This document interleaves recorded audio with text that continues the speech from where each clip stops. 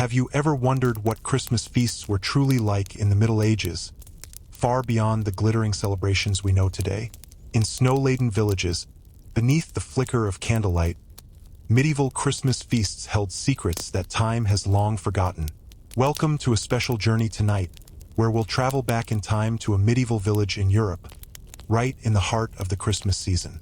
You'll step into the feasts of a medieval Christmas, sacred, joyous, and sometimes forbidden gatherings that stretched across the 12 days of Christmas.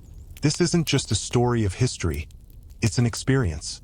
You'll taste the rare sweetness of gingerbread, hear the echo of ancient carols through stone walls, and feel the warmth of a community bound by faith and celebration. What hidden traditions shaped these feasts? Why did they last for 12 days?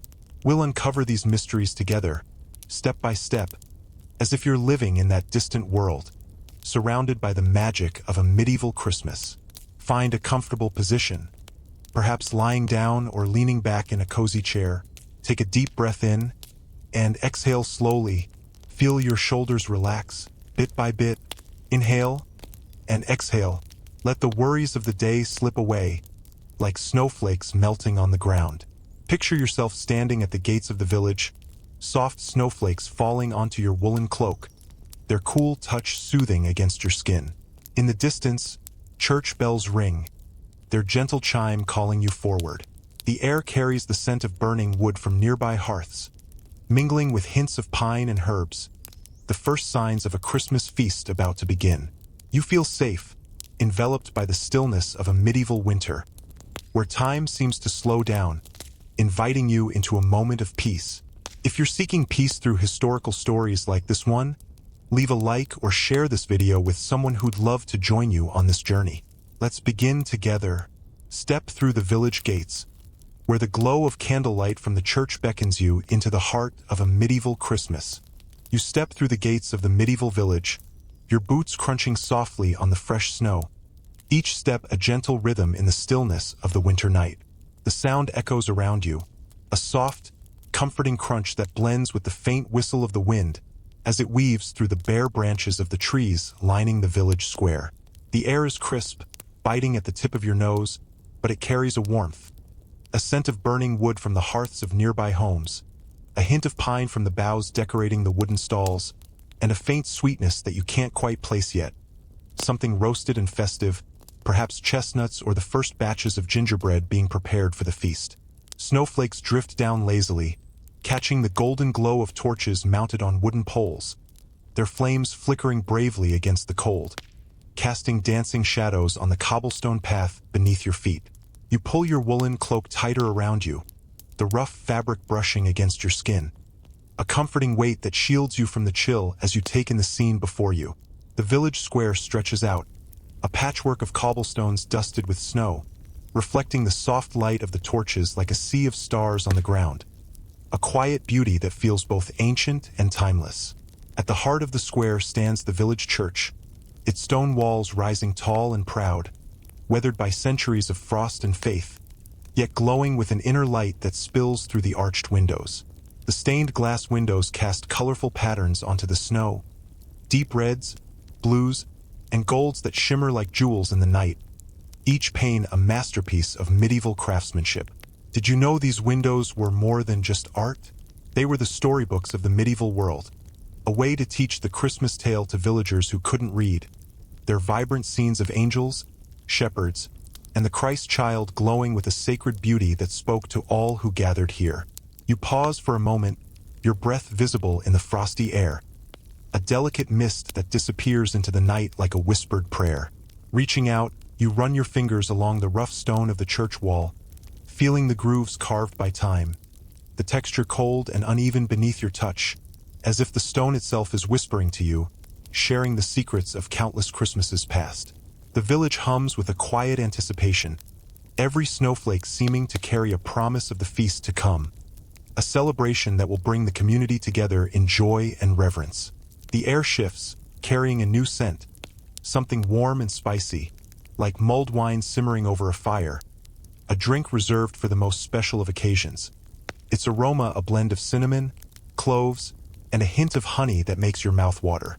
You turn your head, noticing a small group of children bundled in cloaks, their cheeks rosy from the cold, as they string holly branches along a wooden fence near the church. The holly's bright red berries stand out against the snow, a symbol of life in the depths of winter, believed by the villagers to ward off evil spirits during the holy season. Did you know that holly was more than just decoration in medieval times? It was a protective charm, a reminder of hope and renewal in the darkest months of the year, a way to bring a touch of the eternal into the fleeting cold of winter. You take a step closer, the snow crunching softly underfoot, and one of the children looks up at you, offering a shy smile before returning to their task, their small hands carefully weaving the prickly leaves into place. The warmth of their innocence fills you, a gentle reminder of the joy that Christmas brings, even in a world so harsh and unforgiving, where every small act of preparation carries a deeper meaning. You glance around the square, taking in the other villagers as they go about their morning tasks, their movements slow and deliberate in the cold. A woman wrapped in a heavy shawl carries a basket of pine cones, their resinous scent mingling with the crisp air as she heads toward the village hall, where the feast will be held after the midnight mass. A man leads a donkey pulling a cart filled with firewood, the wood creaking softly as the cart rolls over the cobblestones, the donkey's breath steaming in the frosty air. You can hear the faint clatter of pots and pans from a nearby home, where someone is already preparing for the day's cooking, the sound a promise of the feast to come. The village feels alive with a quiet energy, a sense of shared purpose as everyone prepares for the sacred celebration that lies ahead. You take a deep breath, the cold air filling your lungs, and exhale slowly, watching the mist of your breath dissipate into the morning light, a moment of stillness in the midst of the village's gentle bustle. You push open the heavy wooden door of the church, its creak reverberating through the stillness, a sound as old as the village itself, echoing with the weight of centuries. The door swings inward, revealing a sanctuary bathed in the soft glow of candlelight, the air inside warm and heavy with the scent of incense, a rich, resinous aroma that mingles with the faint sweetness of beeswax from the dozens of candles lining the altar. Your footsteps echo on the stone floor, a gentle tap-tap that fades into the vastness of the space, each step a reminder of the countless villagers who have walked this path before you. The church is alive with light, the stained glass windows above shimmering in the dimness, their colors, deep reds, blues, and golds, spilling across the floor in a kaleidoscope of patterns that seem to dance with every flicker of the candles. At the front of the church, near the altar, a small nativity scene has been carefully arranged, crafted from wood and straw, the figures of Mary, Joseph, and the Christ child surrounded by tiny carved animals, their simple forms glowing in the candlelight. This tradition, you learn, was begun by Saint Francis in 1223, a way to bring the story of Christmas to life for villagers who had never seen such a scene before, a tangible reminder of the sacred event they were celebrating. Very few outsiders were ever allowed to witness this sacred preparation, but tonight, you're here, standing where countless others have stood, feeling the weight of history in every flicker of candlelight. You move deeper into the church, drawn to a small side chapel where a group of monks is preparing for the midnight mass, their voices rising in a soft chant as they rehearse the hymns that will fill the night. The ancient hymn Veni, Veni, Emmanuel weaves through the air like a thread of gold, each note carrying a sense of timeless reverence, its melody wrapping around you like a soft, comforting blanket. You notice a wooden table nearby, where the monks have laid out items for the feast that will follow the mass, loaves of bread studded with dried fruits, a rare treat for the season, their crusts golden and fragrant, and small clay pitchers of mulled wine, their contents steaming gently in the cool air, the scent of cinnamon and cloves drifting toward you. Did you know that such feasts were a sacred ritual in themselves, a way for the community to honor the birth of Christ through shared abundance, a moment of gratitude in a world where scarcity was the norm? You step closer to the table, the warmth of the candles brushing against your skin, their light casting a soft glow on the bread, illuminating the tiny flecks of dried fruit embedded in the dough. You can almost taste the bread, imagining its sweetness, the faint tang of fruit blending with the warmth of the wine on your tongue, a taste of medieval Christmas that feels both foreign and familiar.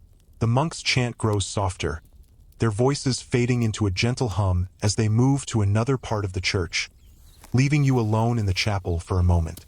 You run your fingers along the edge of the table, the wood rough and worn, its surface etched with the marks of countless feasts before this one. The air feels heavy with the weight of tradition, the scent of incense and beeswax mingling with the faint aroma of the mulled wine, creating a sensory tapestry that draws you deeper into the moment. You can hear the soft drip of wax as a candle burns low, the faint crackle of the flame a comforting sound in the stillness of the chapel. Leaving the church, you step back into the village square, where a small market has sprung up in preparation for the feast. Wooden stalls are adorned with holly and ivy, their surfaces piled high with goods, gingerbread shaped into saints, a delicacy so rare it was often given as a gift, and steaming mugs of mulled wine, spiced with cinnamon and cloves, a luxury reserved for the Christmas season. The villagers bustle about, their cloaks dusted with snow, their voices a soft hum of excitement as they barter and laugh, their hands wrapped around mugs of wine to ward off the chill. You pause at a stall, watching as a baker hands a piece of gingerbread to a child, the child's eyes lighting up with joy, their fingers sticky with honey and spice as they take a bite, their laughter a bright note in the cold air. The scent of the gingerbread fills the air, warm and spicy, blending with the crispness of the snow and the smokiness of the torches. A sensory symphony that captures the essence of a medieval Christmas. Did you know that these simple treats were more than food? They were symbols of goodwill, shared to strengthen the bonds of the community during the holy season. The market feels alive with the spirit of Christmas, a blend of sacred preparation and communal joy, and you feel privileged to witness this moment, a glimpse into a world where every bite and every song carried a deeper meaning. You move through the market, the snow crunching softly underfoot, and find yourself at the edge of the square, where a small bakery stands, its door propped open to let out the heat of the ovens. The air is thick with the scent of freshly baked bread, a rich, yeasty aroma that mixes with the sweetness of honey and the tang of dried fruits, ingredients reserved for the Christmas feast. You step inside, the warmth of the bakery enveloping you, the air heavy with the scent of dough and spices. The baker, a stout woman with flour-dusted hands, is shaping loaves on a wooden table, her movements quick and practiced, her face flushed from the heat of the oven. She looks up at you, offering a warm smile, and hands you a small piece of bread, its crust still warm from the oven, the texture soft and slightly chewy as you take a bite. Did you know that bread was the heart of every medieval Christmas feast, often baked with precious ingredients like honey and fruit to honor the season? The sweetness of the bread lingers on your tongue, a taste of medieval generosity, a reminder of the community's shared abundance in a time of scarcity. You leave the bakery, stepping back into the cold, the warmth of the bread still lingering in your hands as you make your way back to the square. The market is bustling now, villagers moving from stall to stall, their arms laden with goods for the feast. Baskets of apples, small wheels of cheese, and clay jars of ale, all to be shared in the celebration that will follow the midnight mass. You can hear the clink of mugs as villagers toast to the season, their laughter a melody that dances through the night, a sound that feels both foreign and familiar, a reminder of the joy that Christmas brings, even in a world so different from your own. The snow continues to fall, a gentle flurry that dusts your cloak, the flakes catching the light of the torches as they drift to the ground, each one a tiny spark of magic in the night. You can feel the anticipation building, a shared excitement that binds you to these villagers, a connection that transcends the centuries, drawing you deeper into their world. You find a quiet spot near the church, sitting on a wooden bench beneath a snow-laden tree, the branches creaking softly under the weight of the frost, a gentle sound that blends with the hum of the market in the distance. The village square stretches out before you, its glow softened by the falling snow, a blanket of white that muffles the sounds of the market, leaving only a gentle murmur of voices and laughter, a soothing backdrop to the stillness of the moment. The air feels alive with the spirit of Christmas, a blend of sacred reverence and communal joy, and you can sense the anticipation building for the midnight mass and the feast that will follow, a celebration that will bring the village together in faith and fellowship. Close your eyes for a moment, take a deep breath in, and exhale slowly. Feel the coolness of the snowflakes that brush against your cheek, melting into a gentle warmth as they disappear, leaving a soft tingle on your skin. Let the distant carols wash over you, their melody wrapping around you like a soft blanket, each note a reminder of the sacredness of this season. A song that has been sung for centuries to honor the birth of Christ. You can hear the villagers' whispers of excitement, their voices blending with the crackle of fires and the chime of bells. A symphony of medieval life that feels both foreign and familiar, a connection to a time long past. The scent of pine and mulled wine lingers in the air, a comforting aroma that grounds you in this moment, a reminder of the feast to come, a celebration of abundance and gratitude in the heart of winter. Hito sao emotilon nua, thoare, cam nan ko the ban the long, tudin dao suong den gon chan, hata tom triben troi theo dong che qua kong john nai, noi thoi john duong nu cham lai, vamwa lo lang tan bien nu and hung bong tuet tren mat dat. Tuong ban dang cam mot cheek bon gung trong te, cam nin sutho rap quano, hung six ngat ngeo qua matong vajia six lon toa trong tom triban. You can almost taste its warmth, the spices dancing on your tongue, a taste of medieval Christmas that feels both ancient and timeless. You can hear the faint crackle of a fire from a nearby hearth, its warmth seeping through the layers of your cloak, wrapping you in a gentle embrace that makes you feel safe and at peace. The snow continues to fall, a soft patter against the ground, each flake a whisper of the magic that fills the season, a magic that transcends time and space, connecting you to the villagers who lived and loved in this very place centuries ago. In our modern world, where celebrations can feel rushed and fleeting, perhaps you've been craving a moment like this. A chance to pause, to breathe, to feel the peace of a simpler time, where the heart of Christmas was found in shared meals and sacred rituals, in the warmth of a community bound by faith and love. This moment is yours, a space to rest, to reflect, to feel the sacredness of a medieval Christmas, where every song, every bite, every shared smile carried a deeper meaning. What does this moment of stillness feel like to you? Can you feel the connection to these villagers, their hopes and joys echoing through the centuries, touching your own heart in this quiet night? As you sit on the bench, the snow falling gently around you, the scent of roasted meats and spices grows stronger, a hint of the feast that lies ahead, a celebration that will bring the village together in a sacred ritual of gratitude and joy. As the snow continues to fall, the scent of freshly baked bread and roasted meats grows stronger, drawing you toward the heart of the village, where the rhythm of daily life in this Christmas season is about to unfold. The church bells ring softly in the distance, their gentle chime pulling you from the depths of a dream as the first light of dawn creeps through the narrow wooden shutters of your small, medieval home. You awaken slowly, the air inside the room cold and sharp, your breath visible in the dimness, as you lie on a simple straw mattress covered with a rough woolen blanket. The straw beneath you crinkles softly as you shift, its earthy scent mingling with the faint smokiness of the hearth, where the embers from last night's fire still glow faintly, casting a faint orange glow across the room. You pull your cloak closer around you, the coarse fabric brushing against your skin, a comforting weight that wards off the morning chill.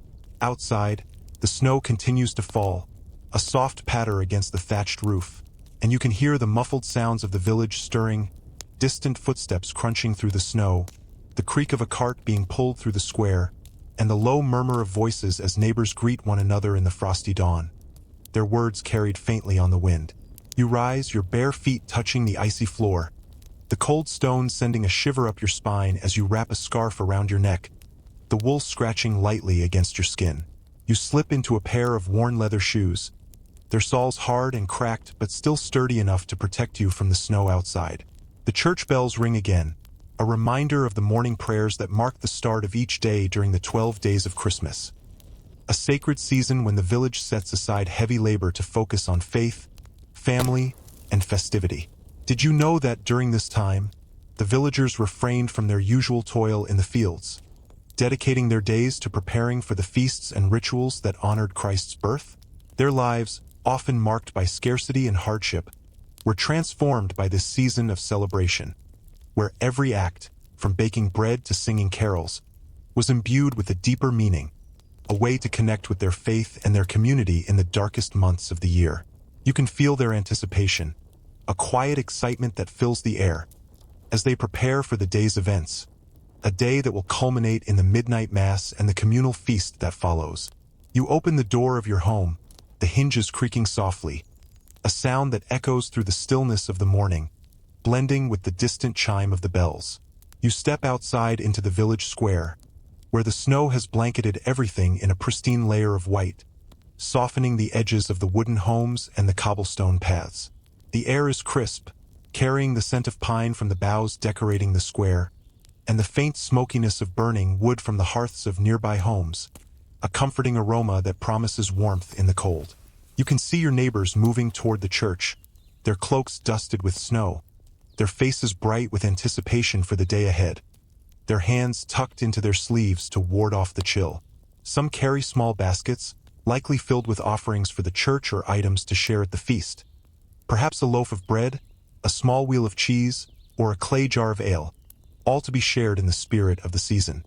You join the procession, your boots crunching through the snow as you make your way to the church, its stone walls glowing with the warm light of candles visible through the stained glass windows, a beacon of hope in the gray dawn. The door is already open, and you step inside, the warmth of the space enveloping you like a gentle embrace, a stark contrast to the cold outside. The air is heavy with the scent of incense, a rich, resinous aroma that mingles with the faint sweetness of beeswax from the candles lining the altar, their flames flickering softly in the still air. The monks are already there, their voices rising in a soft chant as they begin the morning prayers, the ancient hymn Veni, Veni, Emmanuel filling the church with a haunting melody that seems to echo through the centuries. You find a spot near the back, sitting on a wooden pew polished smooth by generations of villagers, the grain of the wood cool and reassuring beneath your fingers, its surface etched with the faint marks of those who sat here before you.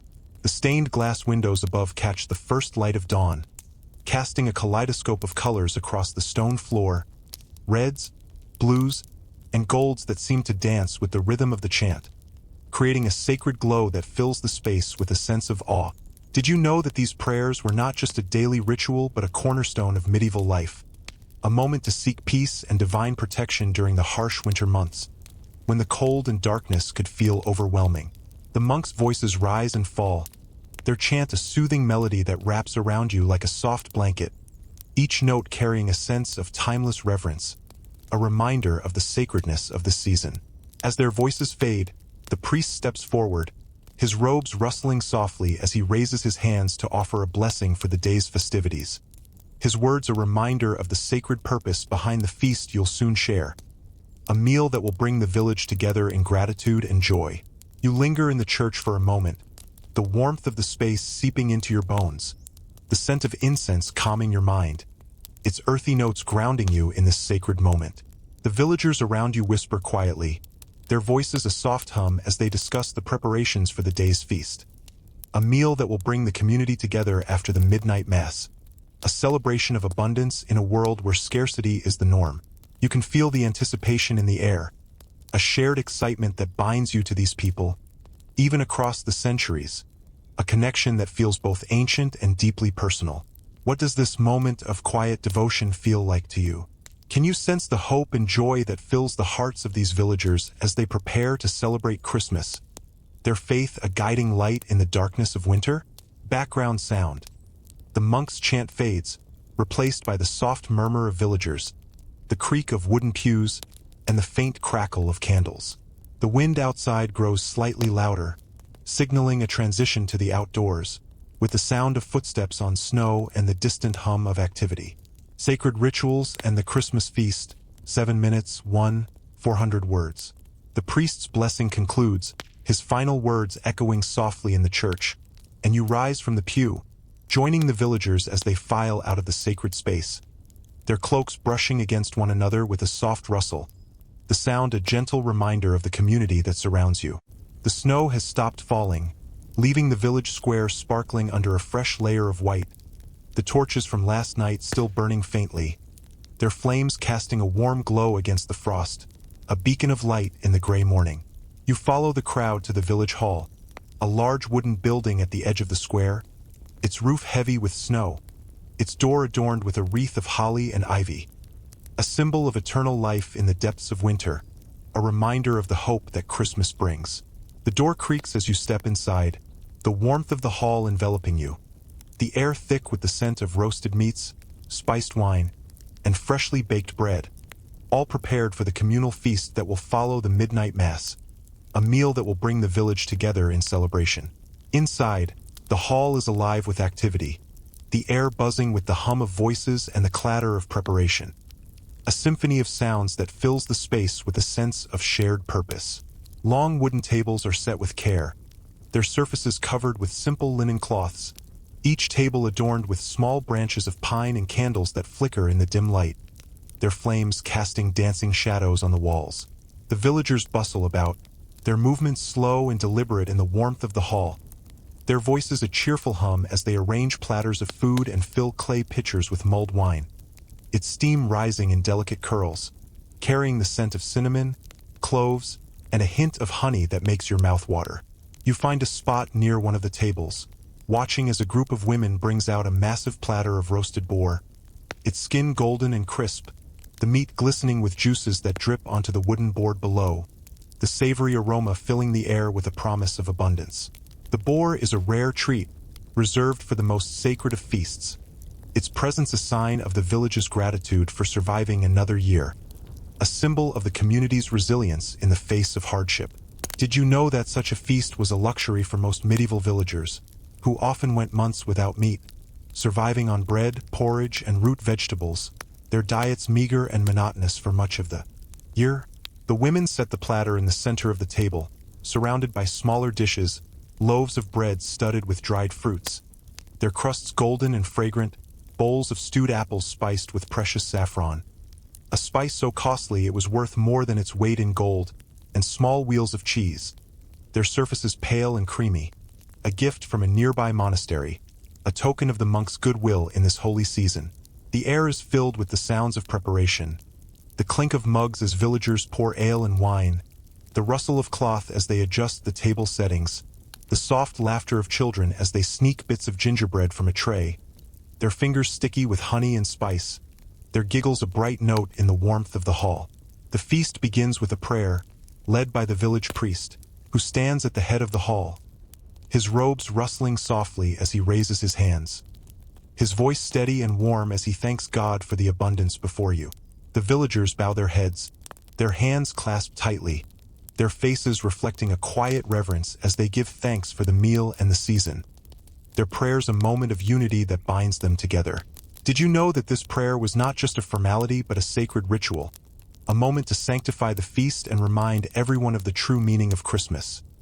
The birth of Christ, a light in the darkness, a reason for hope in the coldest of winters? As the prayer ends, the hall erupts into a soft cheer, and the villagers take their seats, their voices rising in a joyful hum as they begin to share the meal, their hands reaching for bread, their mugs raised in toasts to the season. You sit at the end of a table, a wooden trencher placed before you, its surface rough beneath your fingers, etched with the marks of countless feasts before this one. A woman beside you offers you a piece of bread, breaking it from the loaf with a gentle smile, the crust warm and crisp as you take a bite, savoring the faint sweetness of the fruit within, the texture soft and chewy, a taste of medieval abundance that fills you with warmth. The boar is carved with care, its meat tender and rich, the savory flavor bursting on your tongue as you take a small piece, pairing it with a sip of mulled wine that warms you from the inside out, the spices lingering on your palate like a memory of distant lands, a taste of the exotic in this simple village hall. The meal is more than just food. It's a moment of connection, a way for the village to come together in the darkest time of the year, to share their abundance and their faith, to celebrate the birth of Christ with gratitude and joy. You can hear the soft clink of mugs as villagers toast to the season, their voices blending with the crackle of the fire in the hearth, a comforting rhythm that fills the hall with a sense of warmth and belonging. A group of children begins to sing a carol, their voices high and clear, the melody echoing through the space. A song that has been sung for centuries, passed down through generations. A hymn that tells the story of the angels announcing Christ's birth to the shepherds. Did you know that this feast, held on Christmas Eve, often lasted well into the early hours, a marathon of celebration that stretched from the midnight mass to the first light of dawn? a testament to the villagers' devotion and their joy in the season. The villagers eat slowly, savoring each bite, their laughter and stories weaving a tapestry of community that feels both ancient and timeless, a connection that transcends the centuries, drawing you into their world. What part of this sacred feast resonates with you most? Can you feel the warmth of the hall, the joy of the villagers, as they celebrate this holy night, their faith and love filling the air like the scent of mulled wine? As the feast in the village hall draws to a close, you rise from the table, your belly full and your heart warmed by the shared meal, the taste of roasted boar and mulled wine still lingering on your tongue. The villagers begin to clear the tables, their movements slow and deliberate, their voices a soft hum of contentment as they wrap leftover bread in cloths, the rustle of fabric blending with the crackle of the fire in the hearth. They pour the last of the mulled wine into small clay jugs, their hands careful as they seal the lids, preparing to share the remnants with those who couldn't attend the feast. Perhaps the elderly, the sick, or those too far from the village center. Did you know that sharing food in this way was a sacred act in medieval times? A way to honor the spirit of Christmas through generosity and community, a reflection of the love and goodwill that define the season? You watch as a young girl carefully wraps a piece of gingerbread in a cloth, her small hands trembling slightly with the cold, her face bright with the joy of giving, a reminder of the simple acts of kindness that bound these villagers together. You step outside, the cold air a sharp contrast to the warmth of the hall, your breath visible in the frosty night as you pull your cloak tighter around you, the wool scratching softly against your skin. The snow has started falling again, a gentle flurry that dusts your shoulders, the flakes catching the light of the torches as they drift to the ground, each one a tiny spark of magic in the night. In the distance, you hear the sound of carolers, their voices rising in a melody that's both haunting and joyful, a song that has been sung for centuries to celebrate the birth of Christ, its notes carried on the wind like a whispered prayer. You join the group, a mix of young and old, their faces illuminated by the lanterns they carry, the flames casting a warm glow against the snow, their light flickering with every step. They're dressed in heavy cloaks, their breath forming clouds in the air as they sing, their voices blending in a harmony that feels like a thread connecting the past to the present. A song that echoes through the centuries, binding you to these villagers in a shared moment of joy.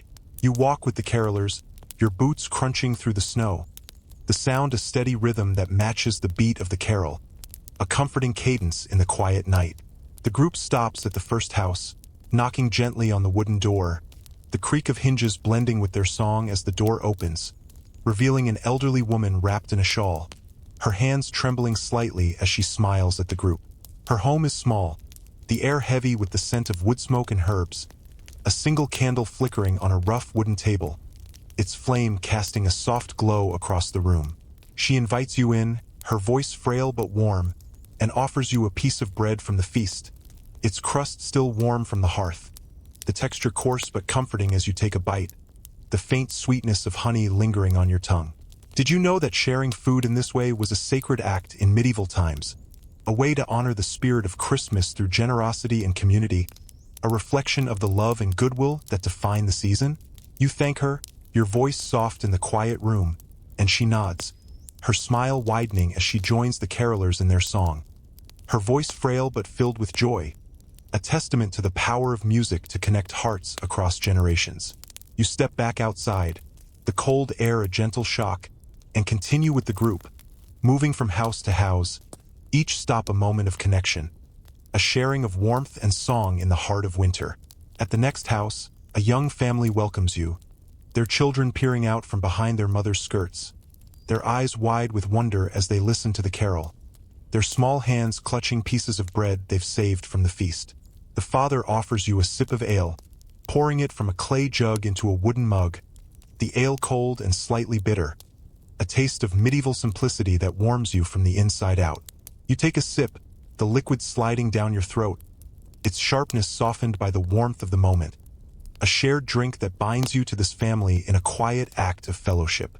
The carolers sing on, their voices rising in a melody that tells the story of the angels announcing Christ's birth to the shepherds, a song that has been sung for centuries, its words a reminder of the hope and joy that Christmas brings. As you move through the village, The snow begins to fall more heavily, the flakes larger now, blanketing the village in a soft white shroud, muffling the sounds of the night, leaving only the carolers' voices and the crunch of your boots in the snow. The group stops at a final house, their lanterns casting pools of light on the snow as they sing their last song, a lullaby-like hymn that feels like a gentle farewell to the night, its melody soft and soothing, wrapping around you like a warm embrace. Did you know that caroling, though a beloved tradition, was once banned in some medieval towns, seen as too rowdy for the sacredness of the season? Yet here, in this village, the carolers continue their song, their voices a defiant celebration of joy, a reminder of the hope that Christmas brings, a hope that transcends the rules and restrictions of the time, connecting these villagers to one another through the power of music and shared faith. You pause for a moment, standing in the middle of the square, the snow falling around you, the sound of the carolers fading into the distance, their voices a soft echo in the night. The village feels alive with the spirit of Christmas, a spirit that transcends time, connecting you to these people across the centuries, their joy and faith a mirror to your own. In our modern world, where celebrations can feel rushed and fleeting, perhaps you've felt a longing for this kind of connection. The simple joy of sharing a song, a piece of bread, a moment of warmth in the cold, a connection that speaks to the heart of what Christmas means, then and now. What song would you sing with these carolers on this medieval Christmas night? Can you feel the love and hope that fills their voices, even now, as the snow continues to fall, blanketing the village in a quiet peace? As the last notes of the carol linger in the air, a new scent drifts through the night, the rich aroma of roasted meats and spices, a hint of the feast's deeper secrets waiting to be uncovered. As the last notes of the carolers' song fade into the snowy night, you feel a gentle pull, a whisper of curiosity leading you away from the village square, toward the edge of the settlement where a stone monastery stands, its walls cloaked in shadow and frost. The air grows colder as you approach, the wind carrying the faint scent of pine and wood smoke, a reminder of the village behind you, but also a new aroma, something ancient, like aged parchment and ink, drifting from the monastery's open gate. You step through the archway, your boots echoing softly on the stone path, the sound a gentle tap-tap that blends with the distant chime of the church bells, marking the hour as the village prepares for the midnight mass and the feast to follow. The monastery courtyard is quiet, the snow undisturbed except for a single set of footprints leading to a heavy wooden door, its surface carved with intricate crosses, a silent invitation to explore the secrets within. You push the door open, the hinges creaking softly, a sound that reverberates through the stillness of the monastery, echoing off the stone walls as you step into a narrow hallway lit by flickering torches. The air inside is warmer, heavy with the scent of beeswax and old parchment, a comforting aroma that wraps around you like a soft blanket, grounding you in this sacred space. You follow the hallway, your footsteps muffled on the stone floor, until you reach a small room bathed in the soft glow of candlelight. The scriptorium, the heart of the monastery's intellectual life, where monks dedicate their days to preserving knowledge, including the traditions and rituals of Christmas feasts. The room is small but filled with activity, the air alive with the soft scratch of quills on parchment, the faint rustle of pages being turned, and the occasional murmur of a monk reading aloud to himself, his voice a soothing whisper in the quiet space. You step closer, your eyes adjusting to the dim light, and see a row of wooden desks, each one occupied by a monk bent over a sheet of parchment, their hands moving with careful precision as they copy texts by the flickering light of candles. The parchment before them is made of vellum, the skin of a calf or sheep, its surface smooth and pale, stretched taut and scraped clean to create a perfect canvas for their work. The monks dip their quills into small pots of ink, the dark liquid glistening in the candlelight, its scent sharp and metallic as they write, each stroke a labor of love, a testament to their dedication. Did you know that a single book in medieval times could be worth as much as an entire village? Not because of the gold leaf that often adorned its pages, but because of the priceless knowledge it contained? You watch as one monk carefully copies a passage about the Christmas feast, describing the foods shared after the midnight mass. Roasted boar, bread studded with dried fruits, and mulled wine spiced with cinnamon and cloves, a tradition that has been passed down through generations, preserved in these sacred texts. The monk's quill moves slowly, forming each letter with care. The script a beautiful tangle of loops and lines. A style known as Carolingian minuscule, developed centuries ago to make texts easier to read. The page he's working on is part of a larger manuscript, a collection of writings that includes not only religious texts but also detailed accounts of village life, including the rituals and feasts of Christmas, a record of how these celebrations brought communities together in faith and joy. You can hear the soft drip of wax as a candle burns low, the faint crackle of the flame a comforting sound in the stillness of the scriptorium, blending with the scratch of the quill and the rustle of parchment, a symphony of medieval scholarship that fills the air with a sense of timeless reverence.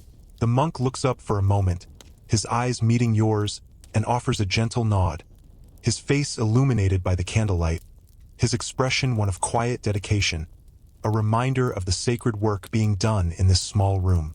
You move to the edge of the scriptorium, where a small table holds a finished manuscript, its pages bound in leather, the cover embossed with a simple cross, its surface worn from years of careful handling. You run your fingers along the leather, the texture rough and cool beneath your touch, and gently open the book, the pages rustling softly as you turn them, the scent of aged parchment rising to meet you, a smell that carries the weight of centuries. The text is written in Latin, the language of the church, but the monk beside you whispers that this book contains accounts of Christmas feasts from across the region, documenting the foods, the rituals, and the songs that define the season, a treasure trove of knowledge that has been preserved through the diligent work of these monks. Did you know that these manuscripts were often the only record of such traditions, ensuring that the memory of medieval Christmas feasts would survive for generations to come? You can almost feel the weight of history in your hands. The page is a bridge between the past and the present, a connection to the villagers whose lives you've been living through tonight. You step away from the scriptorium, the monk's quill still scratching softly behind you, and follow a narrow corridor deeper into the monastery. The air growing cooler as you descend a short flight of stone steps, the sound of your footsteps echoing faintly in the enclosed space. The corridor opens into a larger room, the monastery's library, a dimly lit chamber lined with wooden shelves that stretch from floor to ceiling, each one filled with manuscripts and scrolls, their leather bindings worn and faded, a testament to the centuries they've endured. The air here is heavy with the scent of aged parchment and dust, a musty aroma that mingles with the faint smokiness of the torches mounted on the walls, their flames casting a soft glow across the room, illuminating the rows of books in a warm, golden light.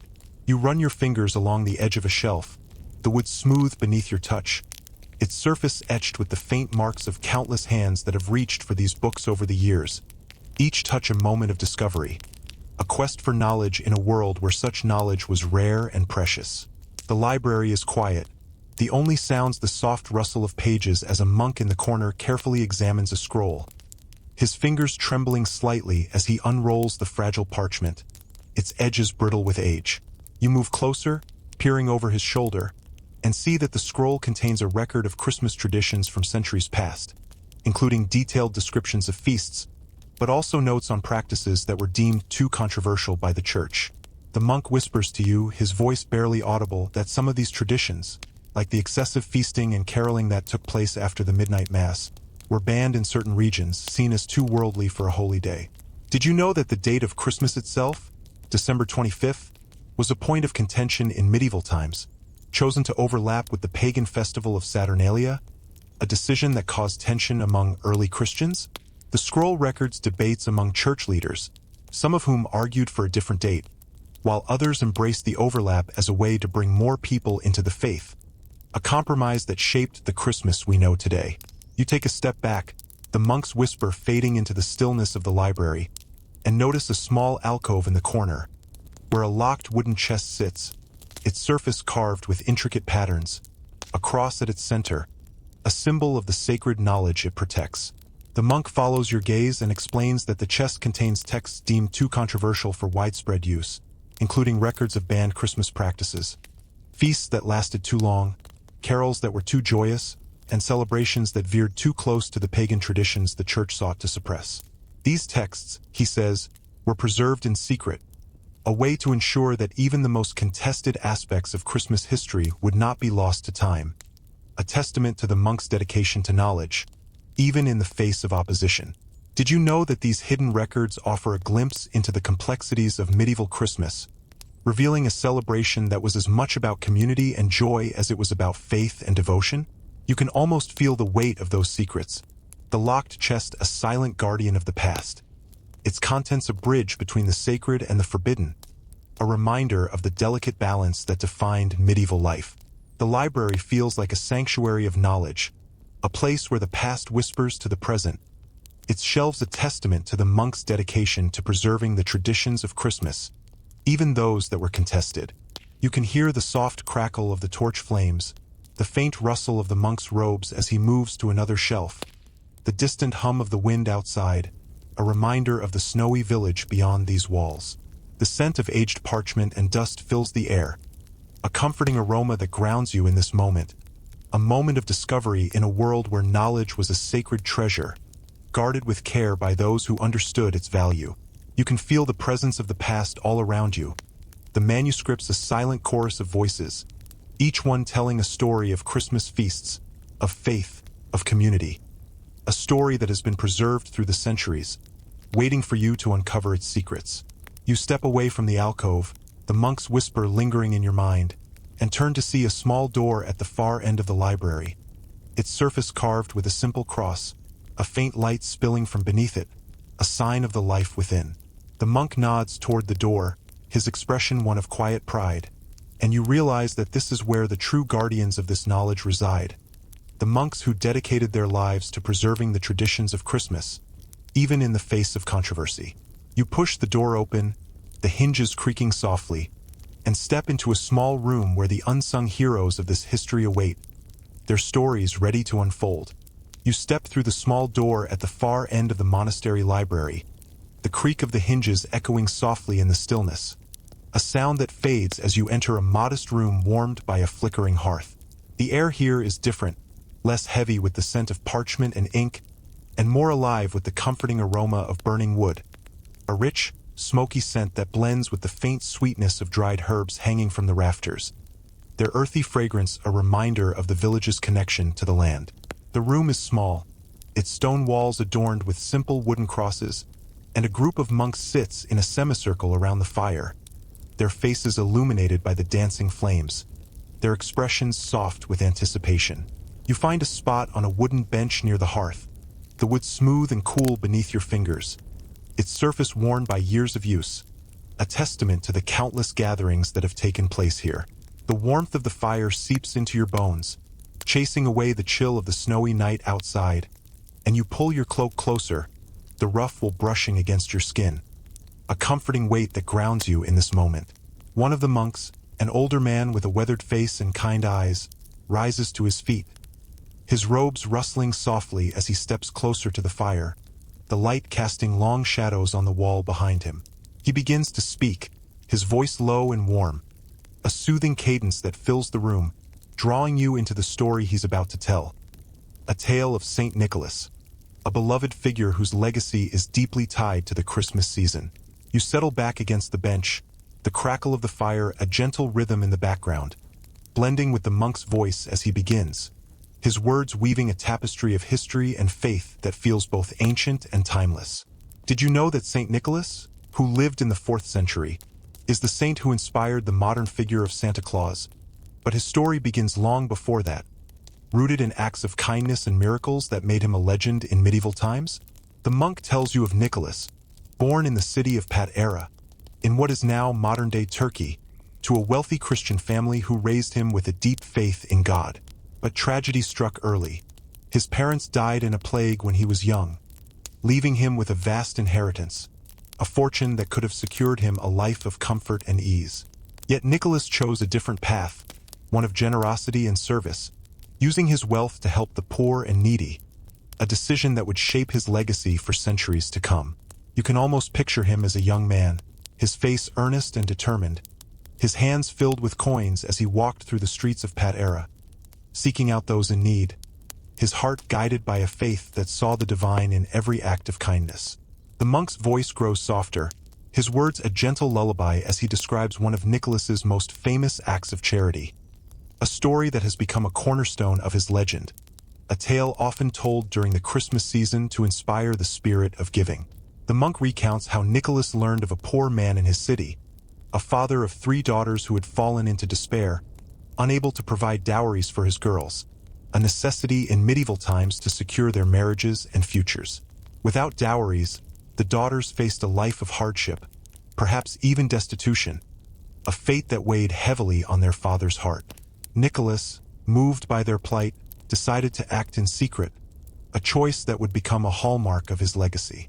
Under the cover of night, he crept to the man's house, the streets quiet except for the soft crunch of his sandals on the ground, the air cool against his skin as he carried a small bag of gold, its weight a promise of hope.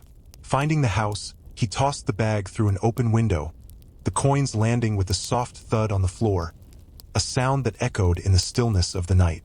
The monk pauses, and you can almost hear the faint jingle of those coins, the sound a whisper of kindness in the darkness, a moment of grace that changed the family's life forever.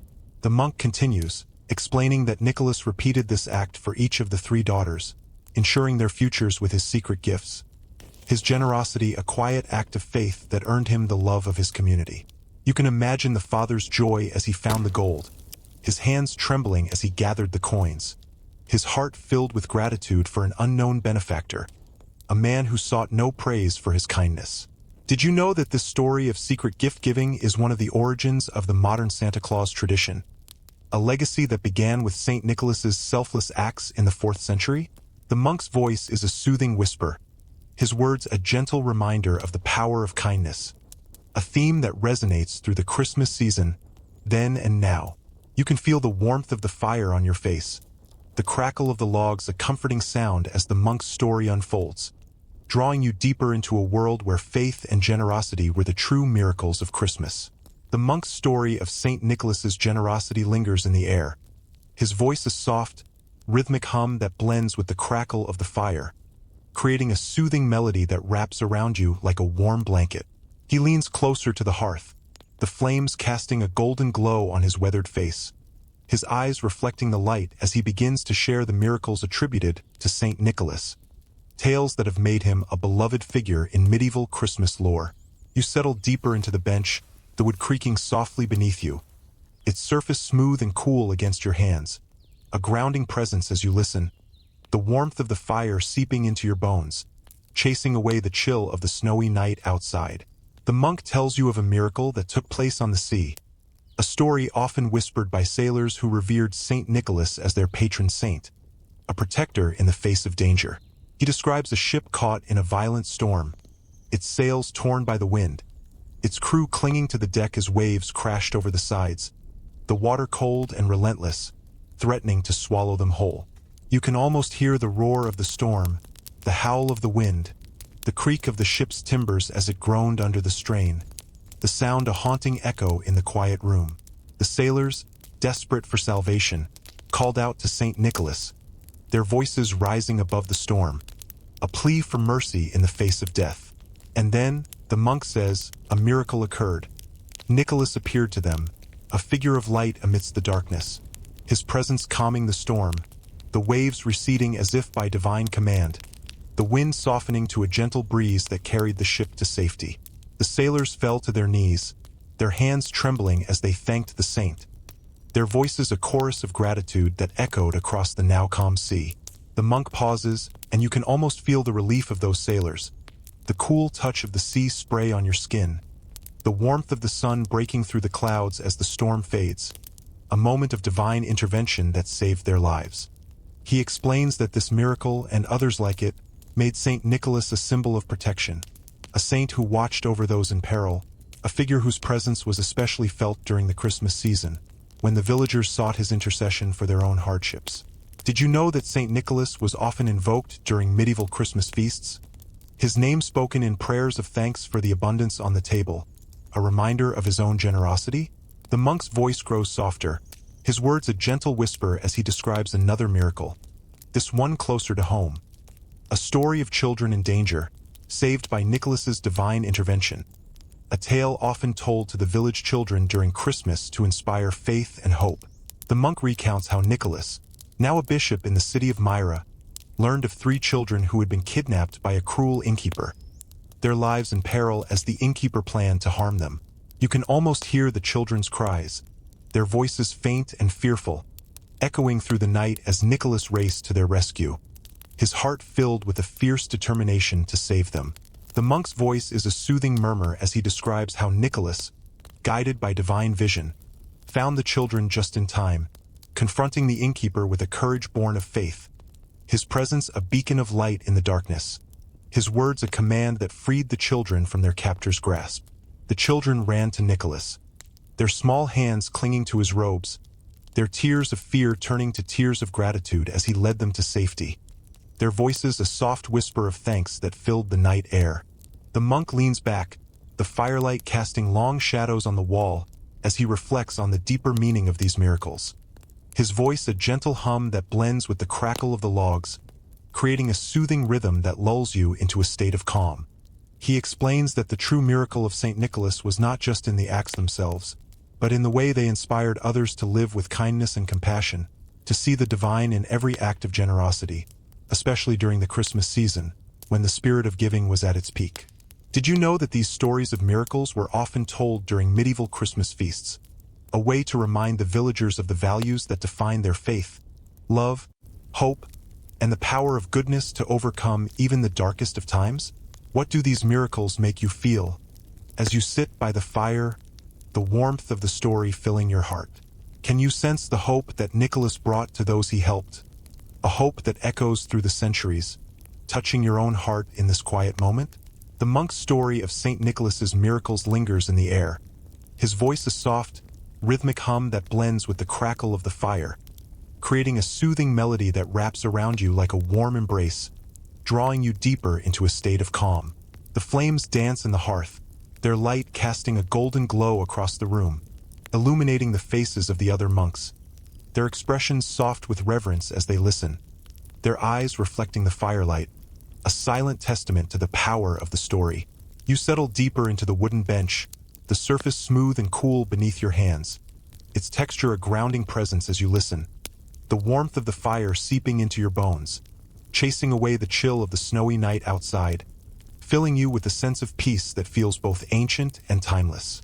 The monk leans forward, his voice growing even softer, a gentle whisper that blends with the crackle of the logs, as he begins to speak of the legacy of St. Nicholas, a legacy that has shaped the Christmas season for centuries, a legacy that lives on in the traditions we still celebrate today. He tells you that Nicholas, who became the Bishop of Myra, was canonized as a saint after his death, his acts of kindness and miracles earning him a place in the hearts of Christians across the world, a figure whose name became synonymous with generosity and love, especially during the Christmas season.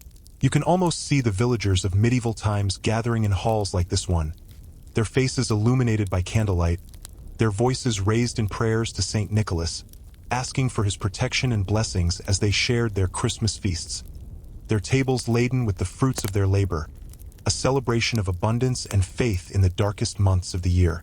The monk explains that the villagers often honored St. Nicholas during their Christmas feasts, setting aside a small portion of their meal as an offering in his name, a way to thank him for his intercession and to seek his blessings for the year ahead.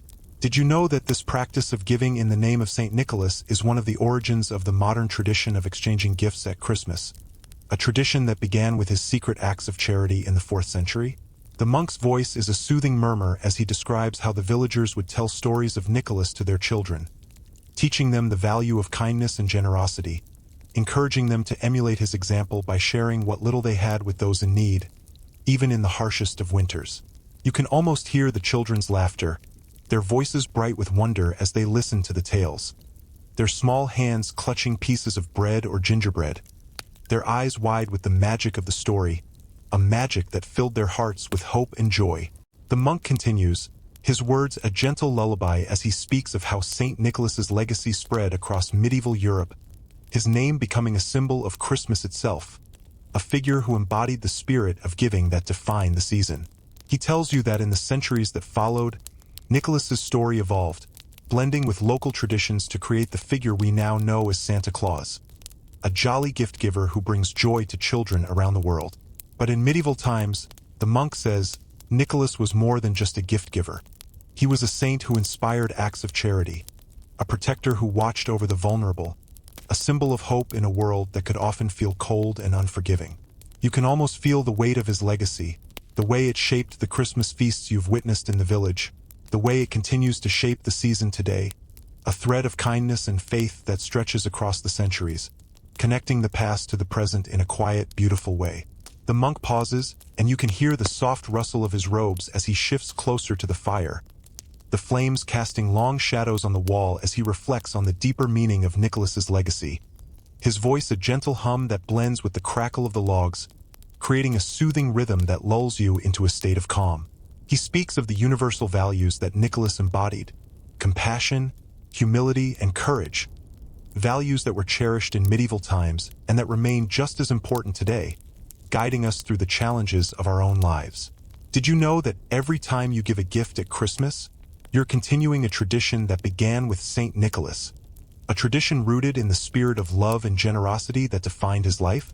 The monk's words are a gentle reminder of the timelessness of these values, a reminder that the true magic of Christmas lies not in the gifts themselves, but in the love and connection they represent, a magic that transcends time and space, touching your heart in this quiet moment by the fire. You can feel the warmth of the fire on your face, the crackle of the logs a comforting sound as the monk's story draws to a close, his voice fading into a soft whisper that blends with the hum of the wind outside, a sound that carries the promise of snow and the magic of the season. The other monks nod softly, their faces reflecting the peace of the story, their eyes filled with a quiet reverence for the saint who inspired so many acts of kindness, a saint whose legacy lives on in the Christmas traditions we still cherish today. In our modern world, where the rush of the holiday season can sometimes overshadow its deeper meaning, perhaps you've felt a longing for the simplicity of Nicholas's message, the power of a single act of kindness to change a life, to bring hope in the darkest of times. What gift would you give to continue Saint Nicholas's legacy? As you sit by the fire, the warmth of his story filling your heart, can you feel the peace that his story brings? A peace that echoes through the centuries, wrapping around you like a soft blanket as you listen?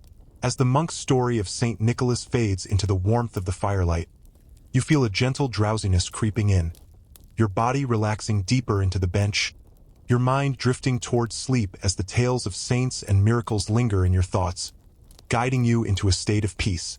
As the monk's story of Saint Nicholas fades into the warmth of the firelight, you feel a gentle shift, a soft pull that draws you away from the medieval village, back through the centuries, to the quiet comfort of your own space.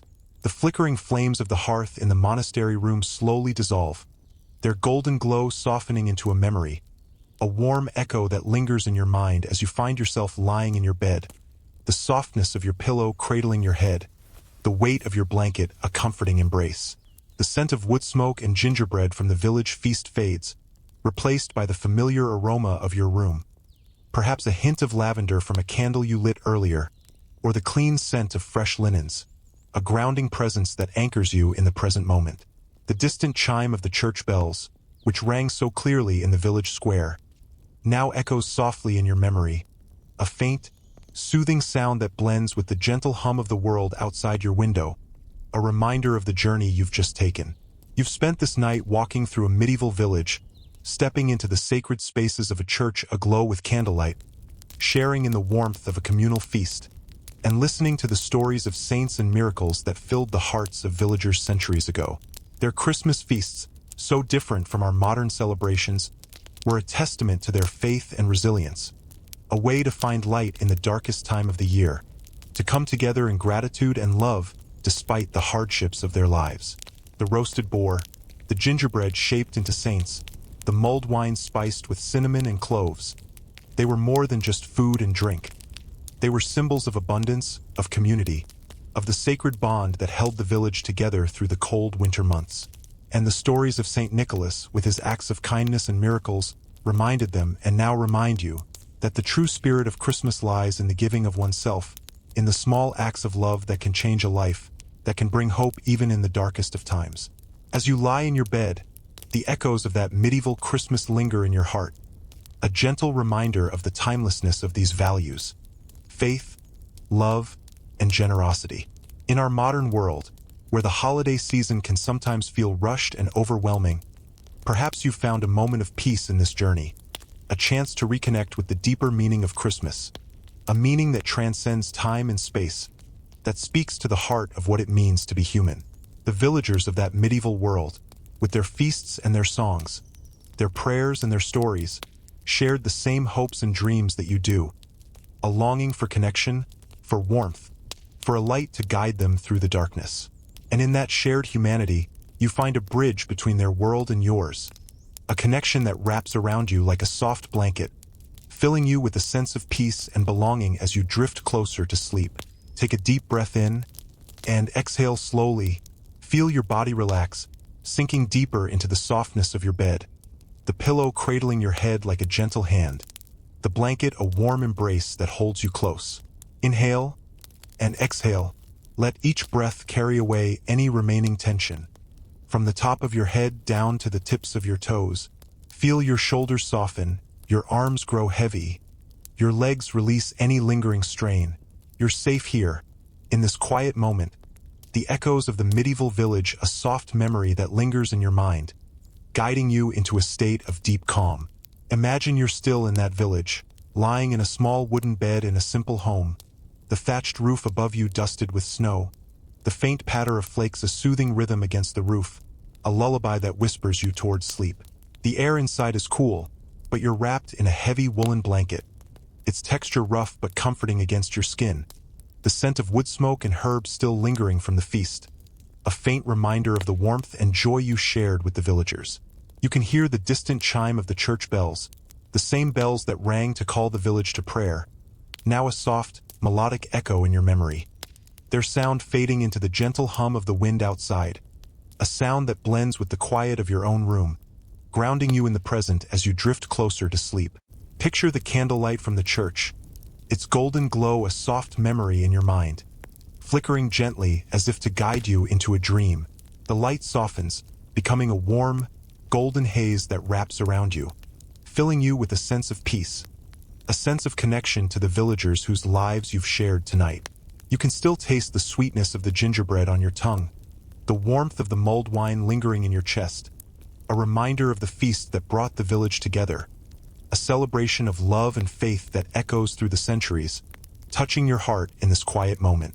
The villagers' laughter, their songs, their prayers, they fade into a gentle hum, a soothing melody that blends with the rhythm of your breath, each inhale and exhale drawing you deeper into a state of calm, a state of peace, a state where the past and the present meet in a quiet, beautiful harmony. Feel your body growing heavier, your limbs sinking deeper into the softness of your bed, the tension in your muscles melting away like snowflakes on a warm hearth. Inhale and exhale. Let your mind drift, carried by the memory of the medieval village, the warmth of the feast, the light of the candles, the kindness of St. Nicholas. You're safe here, wrapped in the echoes of history, the echoes of Christmas, a season of love and hope that transcends time, that holds you close as you drift into a gentle dream. The sound of the wind outside your window becomes a soft whisper, the patter of snow a soothing lullaby, each flake a gentle nudge towards sleep, a reminder that you're exactly where you're meant to be, in this moment of peace, in this quiet night. As you drift closer to sleep, the medieval village fades into the warmth of your dreams, its candlelight, its feasts, its stories of saints and miracles becoming a soft, golden glow in your mind, a light that guides you into a peaceful slumber. You've traveled far tonight, through the snowy streets of a medieval world, sharing in the joy and faith of villagers who celebrated Christmas with love and gratitude, who found light in the darkest time of the year, who reminded us that the true magic of the season lies in the connections we share, the kindness we give, the hope we hold in our hearts. And as you sleep, perhaps you'll dream of those villagers, of their laughter, their songs, their feasts, a dream that carries you through the night, filling you with a sense of peace that lingers long after you wake. The sound of the church bells, which rang so clearly in the village square, now fades to a distant whisper, a soft echo that blends with the gentle rhythm of your breath, each inhale and exhale a step deeper into sleep. The warmth of the fire, the taste of the feast, the light of the candles, They fade into a dreamlike haze, a soft memory that wraps around you, holding you close as you drift into the quiet of the night. You're safe here, in this moment of peace, the echoes of history, a gentle lullaby that carries you into a restful slumber, a slumber filled with the magic of Christmas, a magic that transcends time, that connects us all through the ages. Thank you for joining me on this journey tonight, for walking through the medieval village, for sharing in the feasts and the stories that define their Christmas. As you sleep, let these memories guide your dreams, filling your night with the warmth and peace of a season that has brought joy to hearts for centuries. If you've loved this journey, and if you wake feeling rested and inspired, please leave a small sign in the comments. Let me know you traveled with me to the end of the story, and share what moment lingered most in your dreams. I'll be here, waiting to guide you on another journey through history, another night of peace and wonder, whenever you're ready to return. For now, let your mind rest. Let your body sink deeper into sleep. The gentle hum of the night surrounds you, the soft patter of snow a final lullaby, a whisper of peace that carries you into a deep, restful slumber. Good night, dear traveler. May your dreams be filled with the light of Christmas, the warmth of the feast, and the love of a village that welcomed you with open arms. Sleep well, under the starry sky of this quiet night.